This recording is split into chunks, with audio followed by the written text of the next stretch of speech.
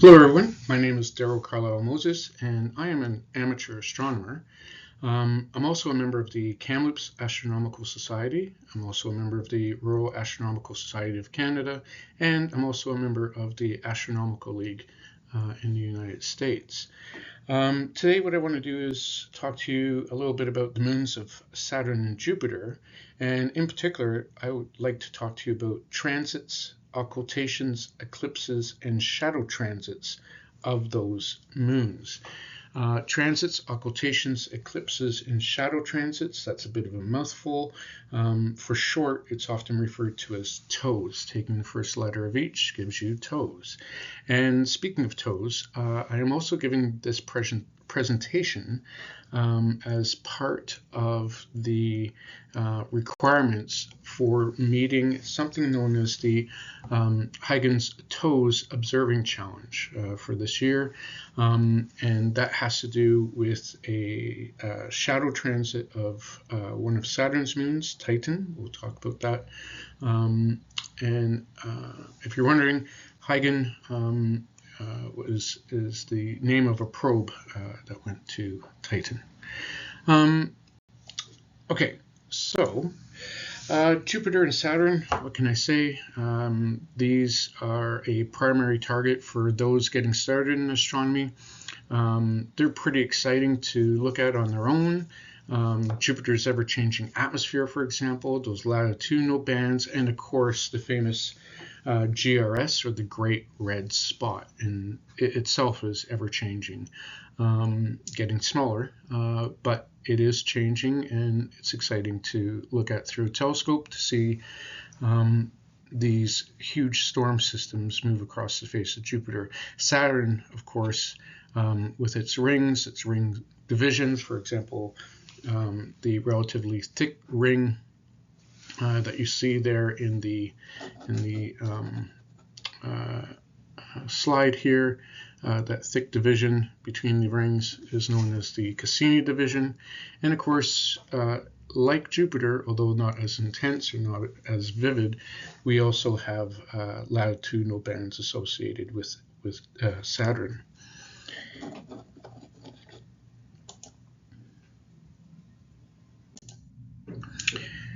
But there is other treasures, not so hidden, for the amateur astronomer with regards to both Saturn and Jupiter, and that, no surprise, has to do with their satellites, their moons. So if we look at Saturn's satellites, as of March of this year, Saturn has 274 confirmed moons. Many of them are really small, though. Just how small? Well, the smallest moon, really a moonlet, if you will, is a Geon. And this moon has a diameter, although it is not entirely spherical, but its average or mean diameter is about 240 meters. So very, very small. However, several of the satellites of Saturn are observable with backyard telescopes. And we even have moons as large as Titan, for example. Titan is the second largest moon in our solar system, behind Jupiter's Ganymede. Titan has a diameter of 5,150 kilometers.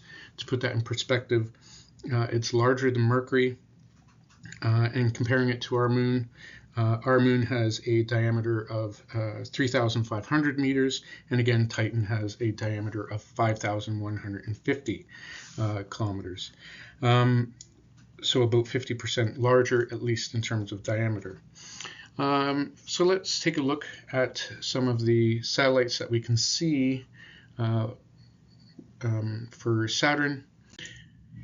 As I just mentioned, Titan comes in at a magnitude of 8.2, which means that it is visible with small telescopes.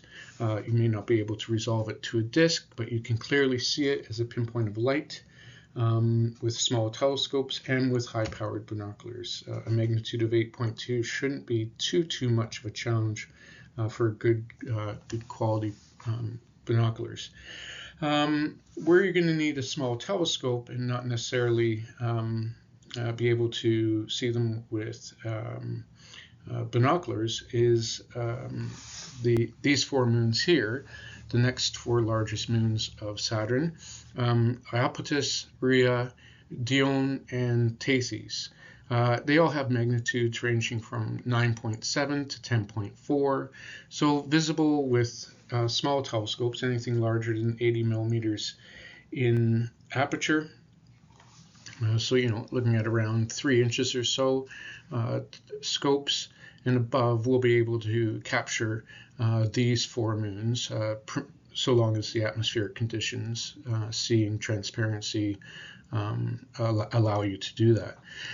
Then we get into 2 other moons here that are available to the backyard astronomer. They are smaller. They can, at least in terms of their magnitudes, dimmer, magnitudes of 12.9 and 11.7 respectively, for Mimas and Enceladus. And here you're going to need, those 6 to 8 inch aperture telescopes, 150 to 200 millimeter apertures.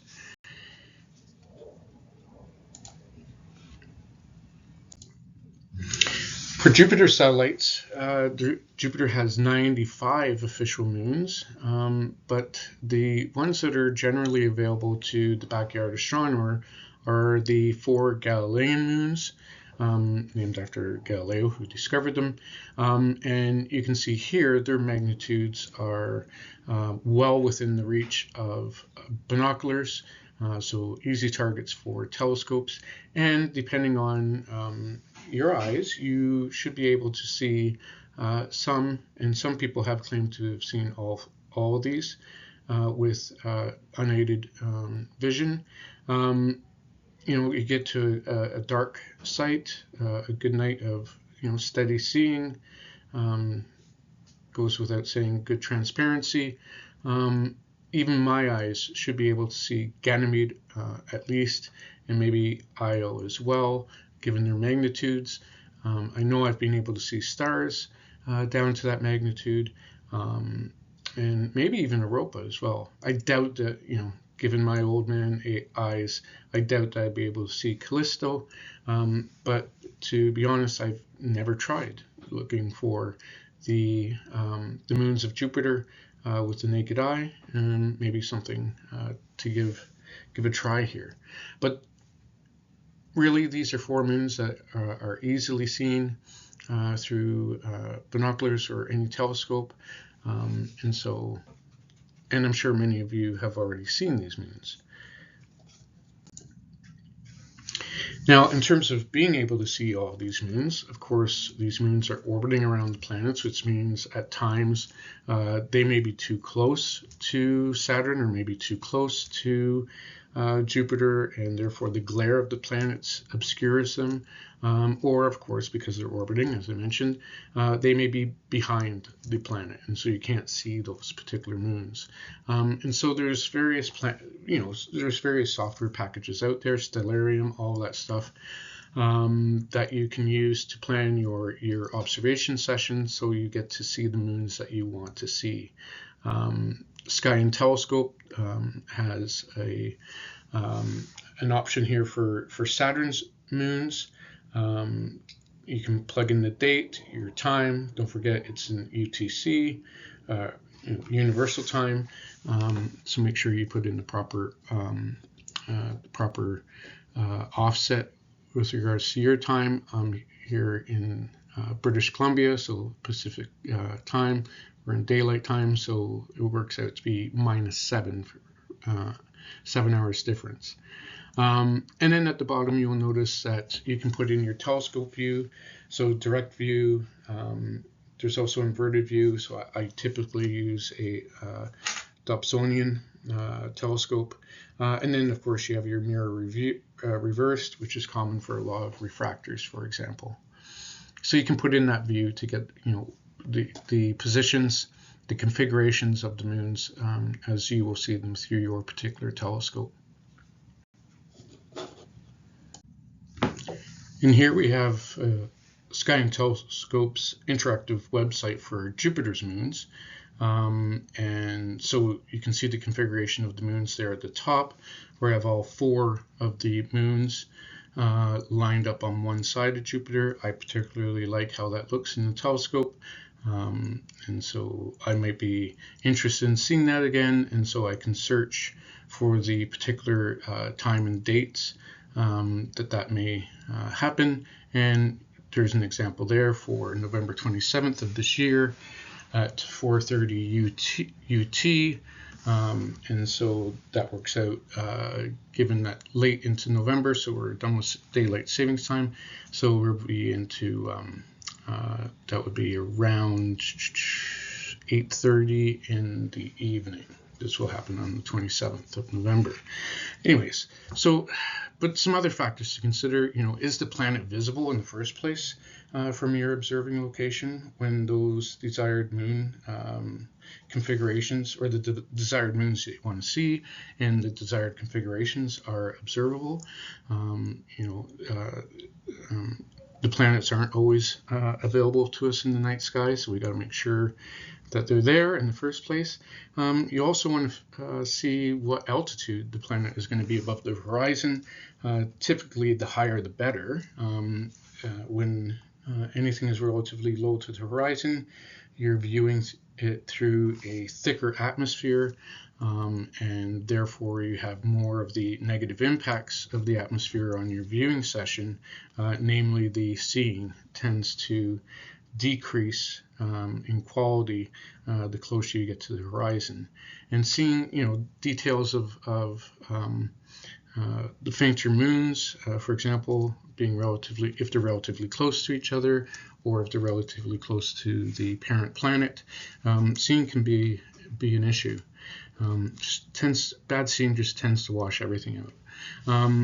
So you want to make sure that you can go to different websites that can look at the forecasted transparency and seeing conditions. Environment Canada actually has one of those sites, and also light pollution.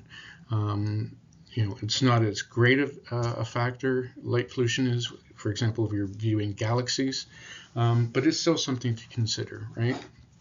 No matter what you're viewing, the darker the sight, the better. The darker the sight, the better. Okay. So, TOES.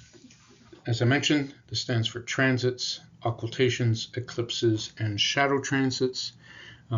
Here you see a couple of images of shadow transits, one for Jupiter and one for Saturn on the left and right respectively.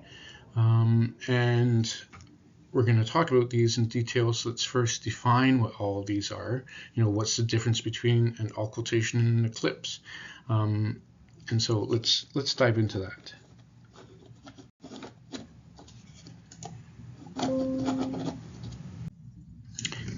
Transits. Transit, simply defined, is when you have a moon passing between the observer, for example, you on Earth, and the parent planet of that moon. You see the diagram I've put together here on the bottom left of the slide, and here we have a moon passing between our field of view and the planet, and as that moon moves across relative to our viewing perspective, moves across the planet's disk, we refer to that as a transit, or more specifically, a satellite transit. Now, shadow transits, very similar to a satellite transit, except that this is when we see the shadow being cast by that satellite, that particular moon, going across the face of the parent planet. And so these shadow transits are when the moon's shadow is cast upon a planet, can be seen from the observer's position. So, for example, here on Earth. And that has to do with the relative positions of the Sun, the Earth, the Moon, and the parent planet to be able to see that shadow from that particular angle. You can see on the right-hand side that image of Jupiter, you see that it's in the bottom there, it's referring to the fact that this is the Ganymede shadow transit. The moon itself, Ganymede, is just beginning to transit in front of Jupiter, but the shadow itself is at the meridian. It's about halfway across the face of the disk of Jupiter.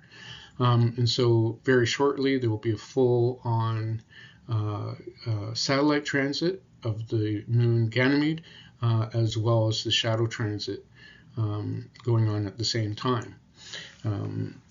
As you saw from the previous slide, that doesn't always happen. It's not always the case. You can see you often have the shadow before the satellite transit, the shadow transit beginning before the satellite transit. Okay, occultations and eclipses. You'll see that there's some similarities, but the reasoning for each is quite different. So let's go ahead and quickly define these. Occultations is when a moon moves behind a planet relative to the observer's position. So relative to us viewing from Earth, a moon moves behind a planet, and the moon, of course, becomes hidden. We can't see it anymore. This hidden, another word for hidden, is occulted, and it's hidden from view, even though it may or may not be illuminated by the sun. So it might be completely illuminated by the sun, but just because of our position, we can't see that particular moon, that particular satellite. An eclipse is different, and in some ways similar, and you can have an occultation occur at the same time as an eclipse. But an eclipse is when a moon moves behind a planet relative to the sun's position.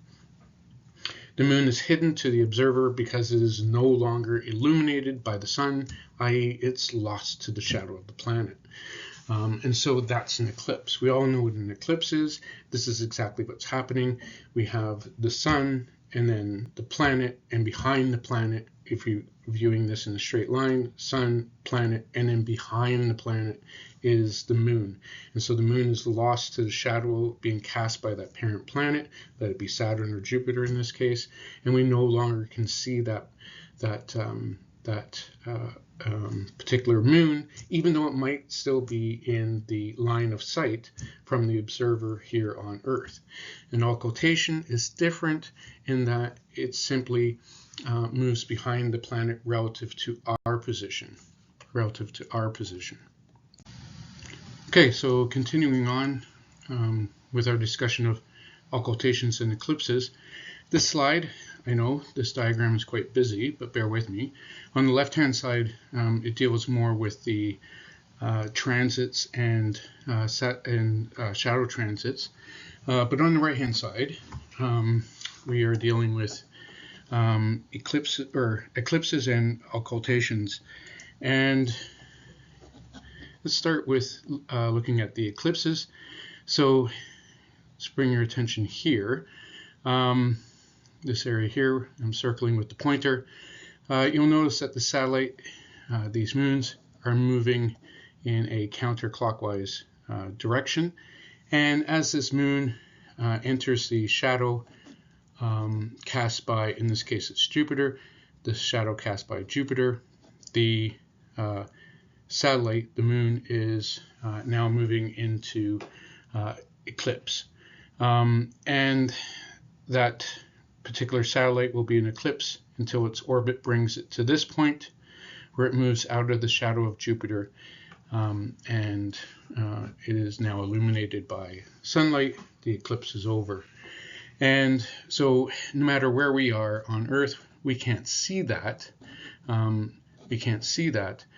Because the moon is no longer reflecting sunlight, and we cannot see that satellite. So that's an eclipse. An occultation is different because it has to do with the perspective of where Earth is, i.e. us, the observers, and so you can have a situation where the satellite is illuminated, but we still can't see it because it's being blocked, if you will, by the planet, in this case Jupiter. So you'll notice here in this diagram there is an instant of a portion of the orbit, if you will, where the satellite is both in eclipse, it's in the shadow of Jupiter, and it's also being blocked by Jupiter from our particular line of sight. But then, as it continues that counterclockwise orbit, it moves out of that eclipse and into this segment, going from this dotted line to this dotted line. This represents the area of the orbit, or the portion of the orbit, if you will, where that satellite is blocked from view by Jupiter, given our relative position here on Earth. And so the satellite is illuminated, but still blocked, can't see it because Jupiter is in the way. That is an occultation, whereas this, being lost to the shadow of Jupiter, is an eclipse. Both can occur at the same time, and here you see a portion of that occurring at the same time. If, for example, during an opposition where the Sun, Earth, and Jupiter are all lined up, then the eclipse and the occultation would be one and the same, essentially, right? Because our perspective would be up here, looking in this line of sight, rather than this angled line of sight. So that's the difference between an occultation and an eclipse. During an eclipse, we can't see the moon, the satellite of interest, because it's lost to the shadow of the parent planet, let it be Jupiter or Saturn. And an occultation is just that. It's being hidden from our line of sight, being blocked, if you will, by the planet. That satellite may or may not be illuminated. So when can we find out when all these cool things are happening? These transits, shadow transits, occultations, and eclipses. Well, for the 4 Galilean moons of Jupiter, the timings are readily available online, and they're basically published by almost every astronomy magazine that you can think of. So, for example, in Sky and Telescope. On the left-hand side is a listing from a website of some upcoming Galilean events for those 4 moons: Io, Europa, Ganymede, and Callisto. And you can see that they're represented by Roman numerals with,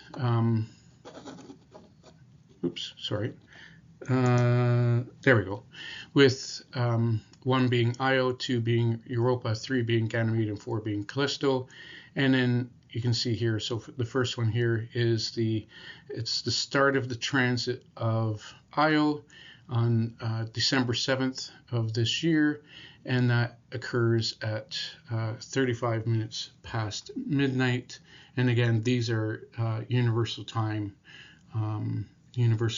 so keep that in mind, right? Wherever you are, you'll have to, typically in North America, subtract, but depending on where you are, you may have to add, right? But in North America, if you're in Kamloops, at this time of year, we're going to be subtracting 8 hours from this. So keep that in mind. The planet may not be up at that time. It'd still be daylight, although in December, it's pretty much night all day here, it would seem.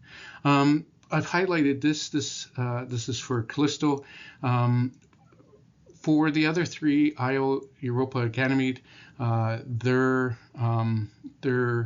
transits and shadow transits, eclipses, and what have you are quite common. Whereas for Callisto, they're not as common, especially shadow transits and transits themselves. So keep that in mind, that some of these events can be quite special. With regards to Jupiter, it tends to be the events associated with Callisto. But for Saturn, many of these events can be classified as being special. The Titan shadow transits that have been occurring this year, for example, won't occur for another 15 years or so. And you can see here the Titan shadow transits. They have occurred all of them, except for this partial one that I've highlighted in red here, all of them have already occurred. One just recently, and I'll talk more about that on the 20th of September. So the 25 is the year, so it's year, month, date, and you see that the next one is coming up. And again, these are UT times and dates. The next one's coming up on October the 6th. And that's at 4:26, so that's at 9:26 Pacific. That's when the shadow transit starts. So ingress refers to the beginning of the shadow transit. The egress means moving out of. That's the end of the shadow transit at 6:42 UT. So that's the shadow transit, the Titan, the actual moon transit, the satellite transit, different timings, of course. It's important to note that this is just a partial transit. It's not a full transit. The last full transit occurred on September 20th, just a few days ago, in making of this video. And I'll talk more about that in just a second. But you can see that, yes, you have an opportunity coming up to see the shadow transit, at least a partial shadow transit coming up, but there's still opportunity throughout the rest of the year, multiple dates here. So example, October 21st, 22nd, November 6th, 7th, November 22nd, 23rd, December 8th, and Christmas Eve, December 24th. And doing math here, may not be able to see that, right? That's going to be at 8:58 in the morning, so probably lost the sunlight here, but those, if I'm doing the math right in my head, in Europe will be able to see this. Anyway, so you see here's some timings here. Finding this information is a little trickier, but Google is your friend.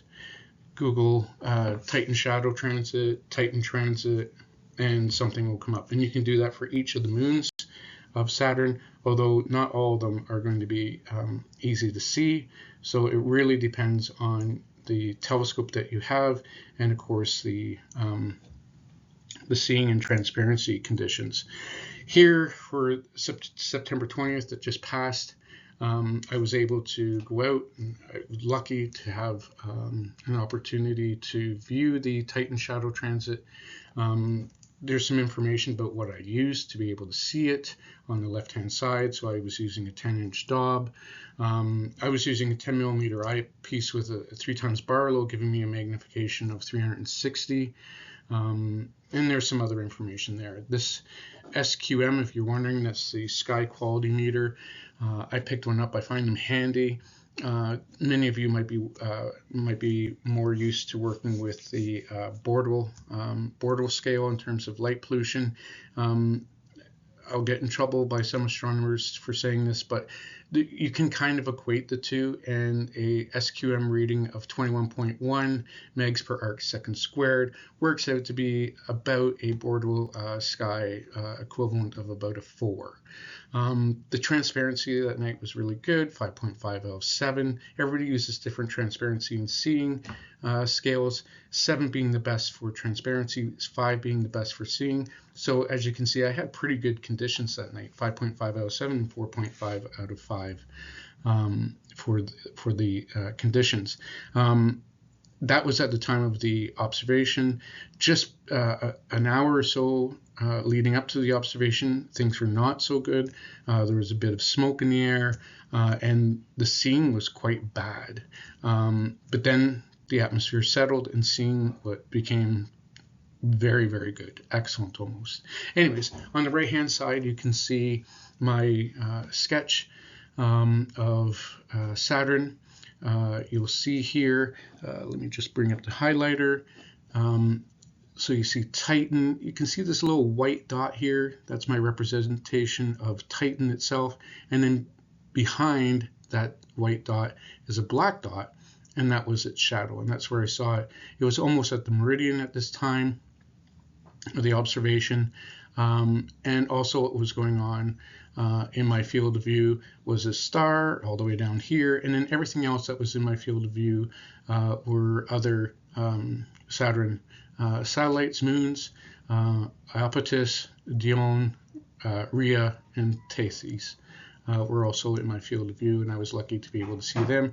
Although Tethys was, for 1 minute it was there, the next minute it wasn't. So even though seeing was really good, there was a bit of flickering going on, and I think it wasn't so much flickering, but it was there and it wasn't, and I'm wondering if it was still a bit of lingering smoke, but I'm not sure. But for the most part, it was there. It was good. It was a clear view. I could see latitudinal bands in Saturn, for example. So it was a really good viewing session. So moving on, wrap up here pretty quick. Other transits and shadow transits by Saturn's moons. Some of them can be quite rare. For example, Iapetus, the transit and shadow transit last time that those occurred in conjunction happened back in July 17-18 of 2022. But other ones are more common. And how can you find out when they're happening? Well, various apps, astronomy apps, will list them. I find one of the better apps to use is Sky Safari Plus for this. You can use the filter option for events for a particular evening, or you can span it out over particular calendar dates, as I've done here, and you can use the filter. You see this filter right here. That option there allows you just to pick Saturn satellites, and it also allows you just to pick, for example, shadow transits, which I've done here. So I've just listed the shadow transits for the moons of Jupiter, and you see that they're listed here. And then the times here are not UTC times, not UT times, universal times, but rather this particular app. And I'm sure you can configure it to give you UT times in the app, but by default, this app is in my local time. It gives me it in my local time. So I can see here, for example, Dione shadow transit coming up on Wednesday, October 1st, 2025, and it begins at 11:54. So I click on this. This is what comes up on the next screen on this particular app. Wednesday, October 1st at 11:54, the shadow transit begins, and you can see getting close to mid transit here on this particular. So you can click a button and run through to see the entire shadow transit. You'll notice over here I've circled the shadow in red. It is very, very small. It is very, very small. And this is for Dione. You can imagine just how small it would be for Mimas and smaller moons. You are likely, well, I shouldn't say this because I haven't tried. My guess is that a lot of these shadows for these small moons is going to be lost to the glare of the planet. But again, I don't know. And we don't know unless we try, I guess. And I can, there's blog sites on cloudy nights and what have you online, those type of sites, the discussion forums about the success of being able to see some of these transits for some of these other moons is probably a good way to go as well. And of course, just trying to see if you can see it. My guess is that, the better the aperture, the bigger the aperture and the better the sky conditions in terms of seeing and transparency, the better luck you're going to have at seeing these shadow transits and the transits themselves. And of course, there's also opportunities to see eclipses and occultations of these satellites of Saturn, not just Jupiter, but also of Saturn. So yeah, I think I will leave it there. I may have one more slide. I do, and that is an important slide. And in Canada, we don't have, with the Royal Astronomical Society of Canada, we don't have observing certificates for these types of things, unfortunately. We do have observing certificates for a number of different things. So Messier catalog, for example, but we don't. But the Astronomical League in the United States does. The Huygens Toes Observing Challenge has to do with the shadow transit of Titan, for example. And then there's certificates related to the moons of Jupiter, Galileo's Toes certificate. So ask you to go through and look at the various transits, occultations, eclipses, and shadow transits of the 4 Galilean moons, Jupiter. And there's also a second certificate, Toes 2 certificate, Galileo's Toes 2 certificate, and that has to do with the fact that at certain times you can have eclipses and occultations, one moon eclipsing another moon, one moon occulting another moon, etc., etc. And there's a certificate for observing all the combinations of those occultations and eclipses by those Jovian satellites. So yeah, if you're interested in being recognized for doing these types of observations, think about joining the Astronomical League as well. You don't have to be a member for the Huygens Toes Observing Challenge, although if you haven't made the observation already, you're kind of out of luck. But more information is available on their website. The partial shadow transit doesn't count for that certificate. But if you have made the observation, if you have your observation notes, go to the Astronomical League website, their observing page, and click on the Astronomical League AL Observing Challenges link, and you'll find the information there if you scroll down to Observation Challenge number 14. Anyways, I've been talking for way too long, so I'm going to wrap it up, and I just want to thank everybody for your attention, and hopefully you found this helpful. If you'd like me to do more of these things, I can, and maybe put that in the comments. If you want me to stop and never do this again, also put that in the comments. I have a pretty thick skin. So yeah, so any suggestions, more than welcome in terms of what you'd want me to cover. Yeah, okay. So thank you, and we'll end it there.